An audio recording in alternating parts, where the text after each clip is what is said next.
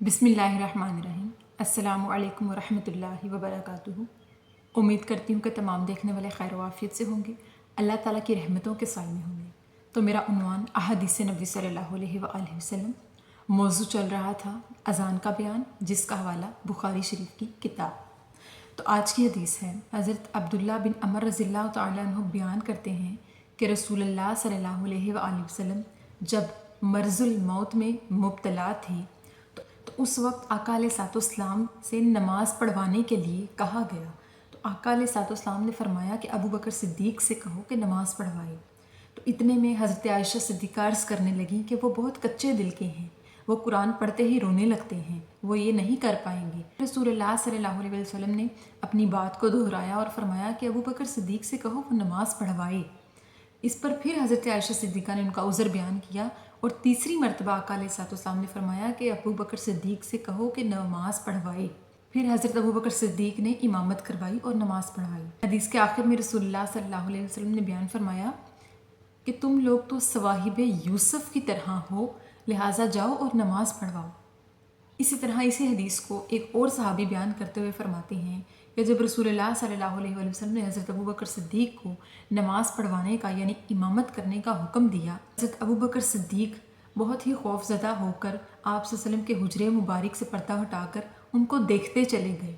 और जैसे ही आपकी नज़र रसूलुल्लाह सल्लल्लाहु अलैहि वसल्लम के चेहरे मुबारक पर पड़ी तो बयान करते हैं कि आका अलैहिस्सलाम का चेहरा इस कदर हुस्न जमाल से चमक रहा था, गोया कि जैसे मुसहफ़ शरीफ का वर्क हो। सुभान अल्लाह। तो फिर आका अलैहिस्सलाम ने हज़रत अबू बकर सिद्दीक़ को इशारा किया कि जाओ और नमाज़ पढ़वाओ। तो फिर हज़रत अबू बकर सिद्दीक़ फ़ौरन से गए और नमाज़ शुरू करवा दी। और फिर रसूलुल्लाह सल्लल्लाहु अलैहि वसल्लम ने उन्हें उठकर जाकर देखा कि वो कैसे इमामत करवा रही हैं। फिर जैसे ही हज़रत अबू बकर सिद्दीक़ ने इमामत करवा ली तो उसके बाद फिर हज़रत अबू बकर सिद्दीक़ ने आका अलैहिस्सलाम से फरमाया कि हम आपके चेहरे के हुस्न में खो जाने के खौफ से आपके इशारे पर आगे बढ़ गए और नमाज़ पढ़ाने लगे। हमें खौफ था कि कहीं हम आपको देखें और देखते ही न रह जाएं। सुभान अल्लाह। इन अहादीस में ये बयान हुआ कि जब रसूलुल्लाह सल्लल्लाहु अलैहि वसल्लम मर्ज़ुल मौत में मुब्तला थे, यानी मौत का वक्त करीब था, तो आका अलैहिस्सलाम शदीद बीमारी की हालत में थे और शदीद मुश्किल में थे। तो आका अलैहिस्सलाम नमाज़ पढ़वाने की हालत में नहीं थे, यानी इमामत करवाने की हालत में नहीं थे। तो अब इस वजह से आका अलैहिस्सलाम ने हज़रत अबू बकर सिद्दीक़ को हुक्म दिया कि वो इमामत करवाएं, वो जाकर नमाज़ पढ़वाएं। तो इस पर वो सोच में पड़ गए कि मैं कैसे इमामत करवाऊं। और इस पर हज़रत आयशा सिद्दीक़ा कहने लगी कि उनका दिल तो बहुत कमज़ोर है, वो तो कुरान पढ़ते रोने लग जाते हैं, तो वो ऐसा नहीं कर पाएंगे। तो रसूलुल्लाह सल्लल्लाहु अलैहि वसल्लम ने उन्हें हज़रत यूसुफ़ अलैहिस्सलाम के हुस्न में खो जाने वाली औरतों की मिसाल देते हुए फरमाया कि तुम लोग तो सवाहिब यूसुफ़ की तरह हो, जाओ और नमाज़ पढ़वाओ। तो फिर रसूलुल्लाह सल्लल्लाहु अलैहि वसल्लम की हुक्म की पाबंदी करते हुए जब हज़रत अबू बकर सिद्दीक़ इमामत करवाने के लिए मस्जिद की तरफ जाने लगे तो जाते जाते रसूलुल्लाह सल्लल्लाहु अलैहि वसल्लम के चेहरे मुबारक को देख कर गए, उनके हुजरे मुबारक से पर्दा हटाकर उनके चेहरे मुबारक को देख कर गए। और फिर नमाज के बाद आकर रसूलुल्लाह सल्लल्लाहु अलैहि वसल्लम से बयान फरमाते हैं, हम आपके हुस्न जमाल में खो जाने के खौफ से आपके इशारे पर चल पड़े, अगर ऐसा ना करना होता तो हम आपको देखते रहते। आपका चेहरा मुबारक इस कदर चमक रहा था गोया कि कुरान मजीद का वर्क हो। सुबहान अल्लाह।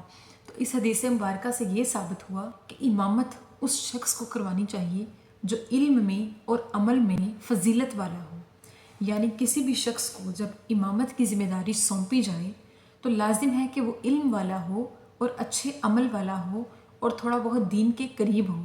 यानी सबसे पहले रसूलुल्लाह सल्लल्लाहु अलैहि वसल्लम इमामत करवाया करते थे और जब वो अपनी शदीद बीमारी की हालत में थे, यानी मौत के करीब उनका वक्त था, तो उन्होंने अपने बाद इल्म वाला और अमल वाला और ज़्यादा इमामत के काबिल फजीलत वाला हज़रत अबू बकर सिद्दीक़ को समझते हुए उन्हें हुक्म दिया कि वो इमामत करवाएं।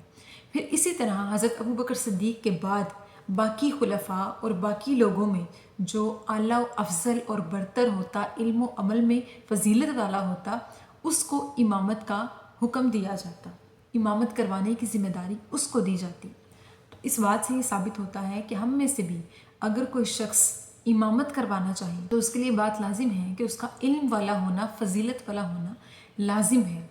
लाजिम है कि वो आलिम यानी इल्म वाला हो, فاضل یعنی فضیلت والا ہو، یعنی کہ عمل میں فضیلت رکھتا ہو، 5 وقت نمازوں کی صحیح طریقے سے پابندی کرنے والا شخص ہو، تو کسی ایسے شخص کو امامت کی ذمہ داری سونپی جائے، چاہے کوئی نفلی نماز ہو، فرض نماز ہو، چاہے مسجد میں ہو یا کسی اور جگہ ہو۔ جب بھی کوئی نماز کی جماعت کے لیے جائے، اذان سن کے نماز کی جماعت کے لیے جائے اور امامت کروانے کے لیے لوگوں میں فیصلہ کرنا ہو، تو لوگوں کو چاہیے کہ علم والے اور اعلیٰ برتری والے شخص کو آگے کریں اور فضیلت والے شخص کو آگے کریں۔ اللہ تعالیٰ سے دعا ہے کہ اللہ پاک ہمیں رسول اللہ صلی اللہ علیہ وآلہ وسلم کی تعلیمات پر پیروی کرنے کی توفیق عطا فرمائے۔ آمین ثم آمین۔ شکریہ۔